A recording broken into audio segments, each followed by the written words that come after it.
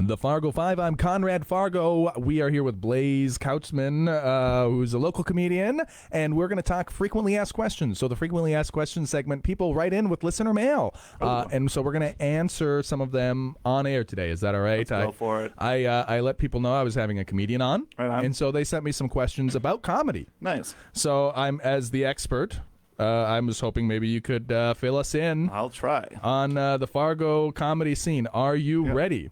Yeah. We've got Sandy Thompson from Lickskillet, Tennessee. She says, I've been honing my stand-up routine in the igloo, but I'm curious, does Fargo have a designated punchline prairie where budding comedians can test their jokes and see if they're as cold as North Dakota winters? Yeah, that's where you use the open mics, where Tuesday nights we have open mics at Boss's Comedy Club. Oh. And Wednesday's open mic is going to be at the Front Street Tap Room there. Uh-huh. So that's always fun, where anyone can come to listen and anyone can sign up. Those are 5-minute slots, but for your first time, you get 3 minutes up there.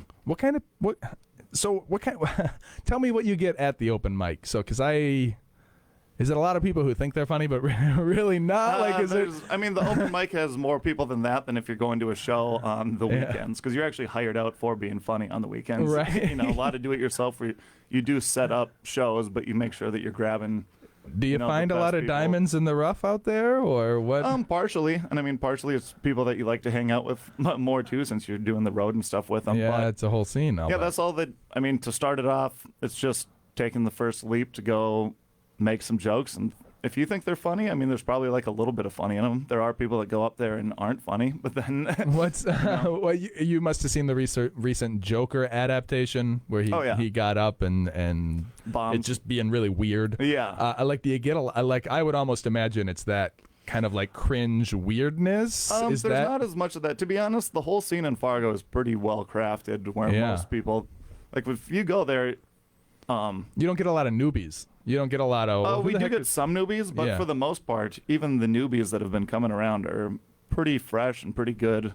Yeah. They're, really work at it. And the thing is, if you go and you bomb one time, it's just to get up and then go again. And you got to, lots of times you record yourself, see what you did wrong, why didn't that one land. Then you just got to work the craft a little bit. I have this... So, when I watch a TV show, if the person on the screen is having an embarrassing situation. So whenever Doug would talk to Patty Mayonnaise on the Doug show, I would have to turn the TV show off. I can't watch somebody embarrass themselves. Yep. So just thinking about the open mic night. Oh, that does happen. For sure. But for the most part, it's pretty good. Okay. What's off the top of your head? Is there the weirdest thing you've ever seen happen up on an open mic? Because it's open, right? You don't have to clear it ahead of time. You just walk up there and say or do anything. Yeah, and some people do just say some weird stuff, but you're just kind of whatever. I don't really know. Now that almost excites me. As long as it's not cringe, but they're just sincerely just being weird or experimental. Yeah.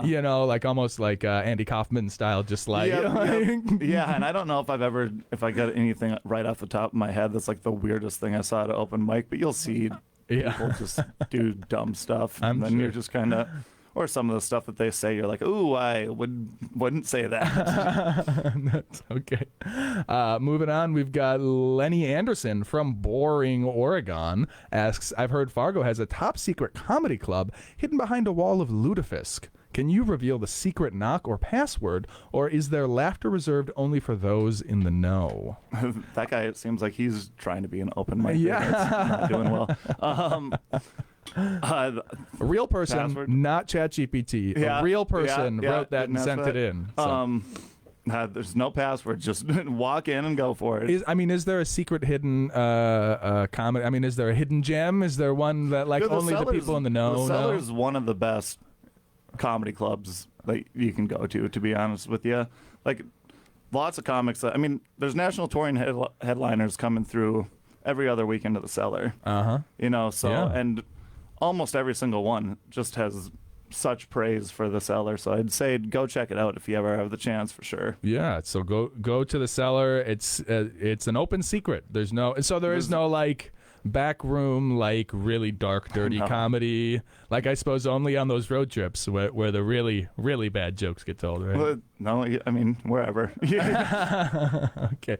Last question here from Roxan Johnson from ZZYZX, California, says, I'm considering a career change into stand-up comedy, and I've been working on my Fargo-friendly jokes. Is there a special dialect for delivering punchlines, or should I just embrace the oofda and hope for the laughs? You just got to be the biggest thing is being for yourself. Yeah. Like, so many people go up there and you can tell they're not genuine or something like that, and that's kind of where they lose people, to where you want to go up there and you can tell if someone tells a joke that, I mean, of course you make up stories sometimes for things, but if it's not with their personality or has a completely different realm of, like, if person's talking about like partying and you know that person doesn't go out partying, and you can kind of see and then be like, oh, that doesn't really translate as well. I see. Do people ever, especially on like the open mic nights or something smaller, do other people's material just to like warm up to the idea of standing up? You know what I mean? That's the biggest no-no in stand-up comedy. Is it Don't really? use other people's material. Yeah, even for warming up, No. or even like it's because it has to be. No, you'll be a hack then. Yeah. Then that's a pretty good way to get people not to like you. Okay, okay, but what if you just made that your whole personality? Is like, I am the hack and I know it. Then people would hate you. Okay, okay, all right. Nobody in comedy, then they'd be like, that guy is using other people's material. Okay, okay. So you really do just have to get up there and say whatever's off the top of your head and hope that it's funny. I mean, off the top of your head, seems like you're just kind of going out there without a plan. But, write down, I mean, whatever you think is funny, if you have it structured, if you can talk about it, go for it. And if you can make a good joke about it. Speaking of people who come through town, our next song is going to be by Unknown Mortal Orchestra. Ooh. Do you know them? No, I don't. Sounds cool. Well, I saw that. They're from, I want to say, and it's really bad to conflate these two, but they're either from Australia or New Zealand. I want to say it's like 90. I think everyone just kind of. You're really not supposed to. Like, it's whatever. But they actually came through town here. They were at the aquarium, and really? It blew my mind that they came because they are really good. So we're going to listen to their song Necessary Evil and come back with the Fargo Fresh. So don't go nowhere.